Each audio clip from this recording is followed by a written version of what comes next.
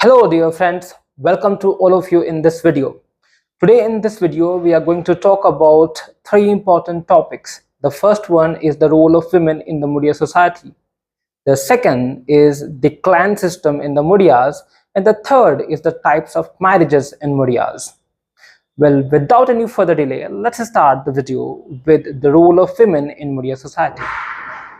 Well, like most of the Indian communities, the women in Muria society are charged with all the household works, such as performing household chores, cooking, cleaning, raising the kids, and taking care of other family members. Whereas the Muria men are tasked with performance of outdoor activities, mostly related with livelihood, such as agriculture, hunting, fishing, and performing other arts and craft related activities. Well, despite this division of work, stark labor sharing is found in the Muria society as the women work shoulder to shoulder with the Muria men in all walks of life.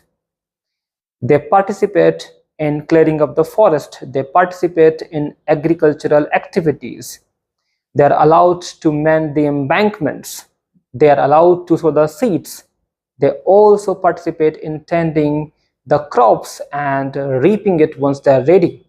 And apart from that, they also participate in husking and grinding activities. Strangely, Muria women are also allowed to be present at the funeral site when someone dies. They are allowed to be present at the time and site of the burial, which is very special as this is not seen in other mainstream societies, especially the Hindu society. In Hindu society, women are forbidden to go to the funeral site, but it's not the case in the Muria society. So in this way, we can say that Muria society in particular and tribal society in general offers more of an egalitarian lifestyle, gender neutral lifestyle, and gender equal lifestyle to the women. Well, despite this sense of equality, certain prohibitions have been imposed on Muria women. Well, what are they? Let's see. As we already know that the Muria people dread menstruation a lot. So most of the prohibitions are related with menstruation only. A Muria girl before her menarche is allowed to enter the room where the pot of departed is kept, but not after her menarche. Means before entering the menstruation cycle, before experiencing the menstruation flow, a Muria girl is allowed to enter the room where the pot of departed is kept. But once she experiences her menstruation flow, she is no longer allowed to enter in that room as she is now considered to be belonging to some other clan, the clan of her future husband. The Muria women are allowed to participate in clearing the forest for Panda and Dippa cultivation, but they must not use an axe.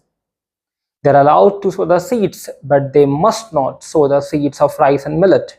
They should sow the seeds of vegetables and pulses.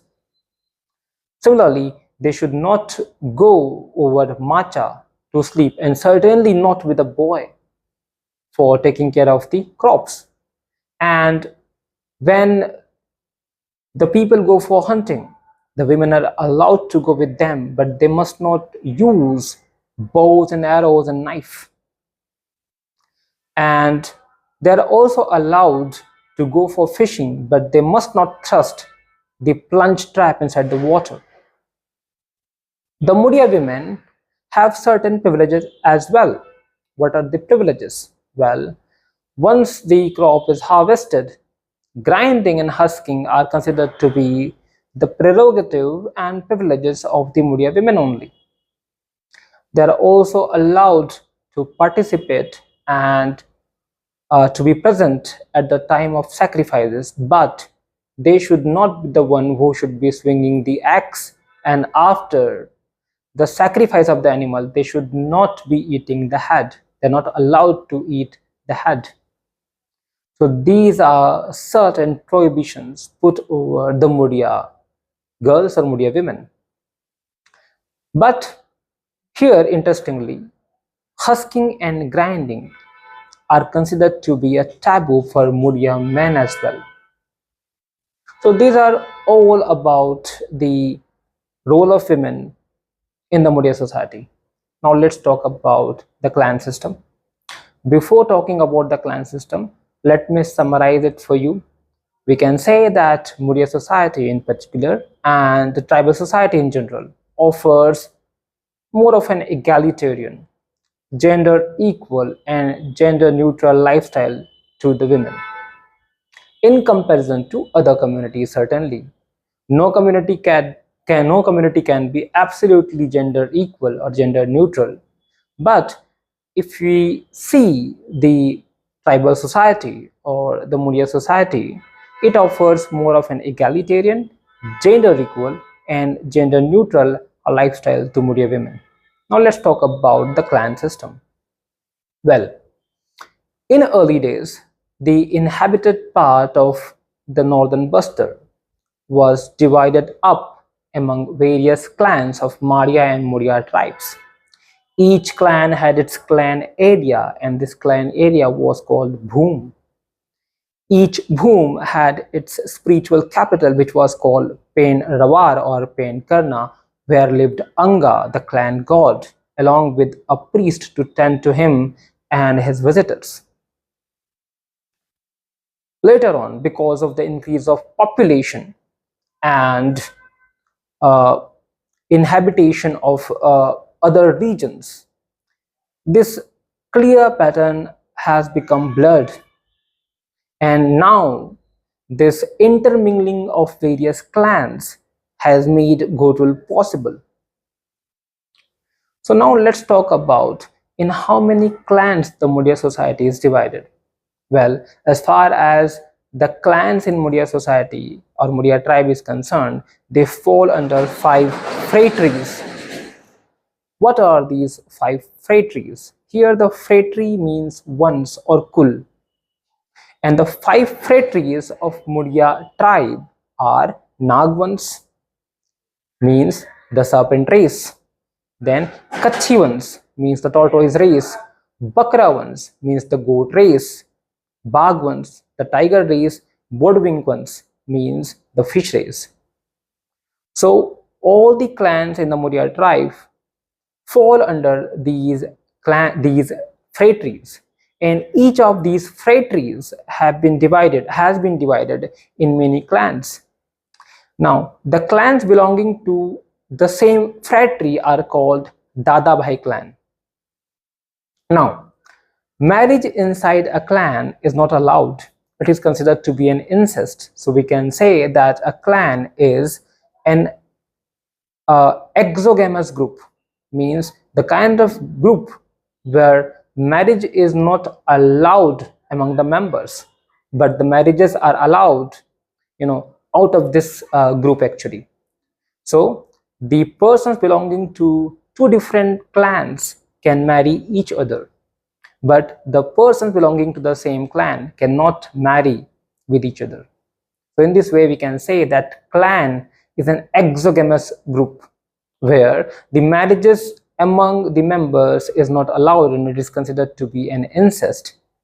A boy and a girl belonging to the same clan are considered to be brothers and sisters.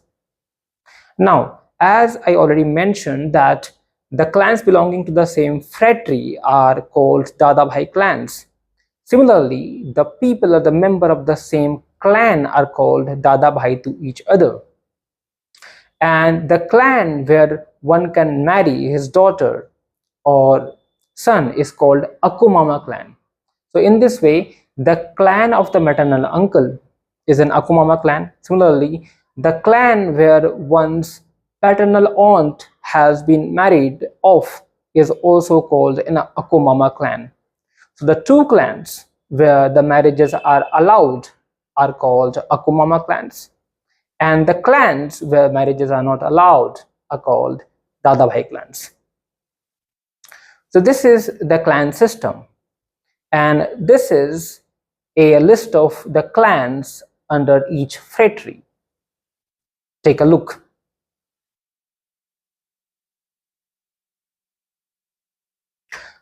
Now let's talk about the types of marriages among the Murias. Well, before going into the type of marriages, let's see how the marriages are arranged. Well, it's very interesting.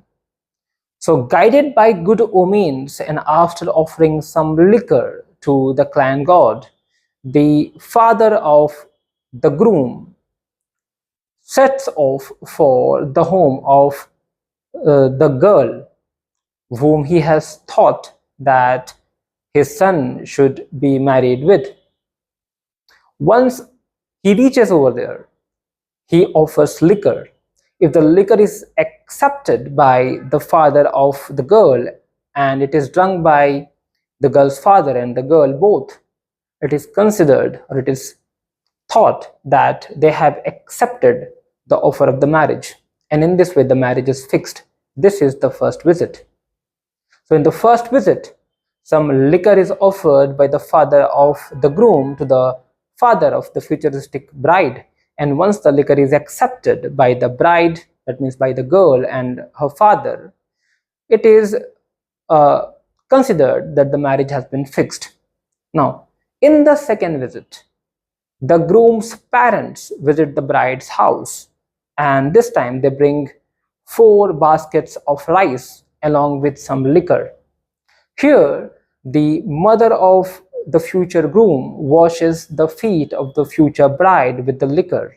Liquor is also offered to the hulling pit, and they also offer some cawdies to the pot of the departed to compensate the girl, to compensate the loss of girl, I should say. And this is the meeting where the bride price is fixed. Now, the prevalence of bride price itself is a very unique feature of the tribal society. If we compare the sex ratio of the tribal districts with those districts where the tribals are very less or there are no tribals, we will be shocked to find the numbers. In the districts of Sukma, Dantewada, the sex ratio is quite higher than the districts of the Chhattisgarh plains. So, what is the reason? The reason are the practices like the prevalence of bride price. In the mainstream Hindu society, people ask for dowry, and dowry is still prevalent among the less educated communities. So, what happens once the marriage is fixed? In mainstream communities, people ask for dowries, which has become a major cause of concern among all those people who are having their daughter ready for the marriage. But this concern is not shared by their tribal counterparts. Here, the father of a girl is not concerned about the dowry because dowry doesn't exist here. Here exists the bride price, which is quite the opposite. So here, the more the number of daughter, the better it is. How? Because in return of every daughter, their parents are going to get bride price. So bride price is a way of honoring the parents of the girl and compensate the loss of a family member who is capable enough to earn. So to compensate the loss of an earning member of the family, bride price is paid to the parents of the girl. And in this second visit, the bride price is decided. Now, once the marriage is fixed, there are 6 types of marriages prevalent in the Murias, and after the fixing of marriage, it can take place in any of the 1 types which is prevalent over there. What are these 6 types, by the way? Well, the 6 types of the marriages in the Murias is as follows. The first one is called Ostasna Marmi. Ostasna Marmi is the name of the marriage in the Gondi dialect. It is called Sopani Bihao in Halbi. So the first type of marriage is Ostasna Marmi, or we can also say Sopani Bihao. So this marriage is the traditional Goan marriage, in which the girl is anointed with the turmeric and sent to her in-laws' house. The second type is called Talk Dayna or Chal Bihao. Again, Talk Dayna is a term for the marriage in the Gondi dialect, and Chal Bihao is the Haldi term. It is a more of a Hinduized version of Ostasna Marmi. It takes place partly in the groom's house and partly in the bride's house. The third type is called Arwitana. It is called Arwitana in Gondi dialect, and Haldi it is called Udaliya.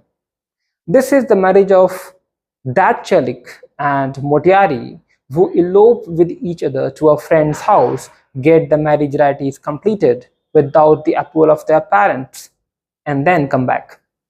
So this marriage without the approval of the parents after elopement is called Arwitana or Udaliya. The fourth is the Haiwark or Paisamundi or Paithu marriage. Now what is Haiwark? Again, Haiwark is a Gondi term. Paisamundi or Paithu is a Haldi term. This is the kind of marriage in which the girl runs away from her parents' house, and after entering the house of her beloved, she refuses to go away, or she refuses to return back. In this way, she imposes the marriage on her lover. And this kind of marriage is called Paithu Bihao or Haiwark. The next is called Tika Tasana or Haldi Pani Bihao. Now this is a simplified version of the marriage for those people who are either a divorcee, a widow, or a widower.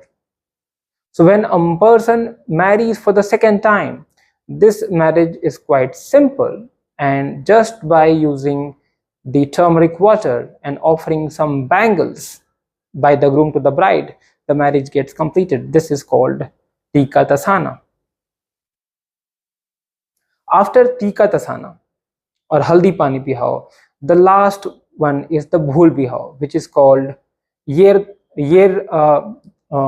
Dosana Marmi. Now what is Yer Dosana Marmi? Yer Dosana Marmi is a Gondi term, and it is called Bhul Bihao in Haldi. Now what is Yer Dosana Marmi? This is the kind of marriage when a pregnant woman is hurriedly married to a man. So when a Motiari is found to be pregnant and her lover, actual lover who has impregnated her, refuses to marry with her, in that case, her marriage is arranged with someone who is ready to forget her past and accept her child. So because he is ready to forget her past, which is called Bhulna in Hindi, this is called Bhul Bihao or Yer Dosana Marmi. Now, these are the 6 types of marriages. Now, apart from them, there are certain interesting facts. When the Muria marriages take place, some songs are sung, and generally the songs fall under the category of Ghotul Pata. So Ghotul Pata is the song which is sung during the Muria marriage. Now, when a pregnant woman is married, she is not allowed to participate in the Lagir ceremony. Now here comes the question, what is a Lagir ceremony? Well, Lagir is a kind of ceremony when the groom and the bride both are carried on the shoulders of their elder sister's husbands, and they are made to circumambulate the marriage booth. So when a woman is pregnant already, means it's a Bhul Bihao. In that case, only the groom participates in the Lagir ceremony and woman does not. Instead of woman, a kalsa pot is carried around the booth. In the Lagir ceremony, the groom and the bride are made to circumambulate the marriage booth anti-clockwise 7 times. So that's all about the Muria marriage. I hope you liked the video. If you liked it, please do subscribe the channel and share your love. Spread the word. Thank you.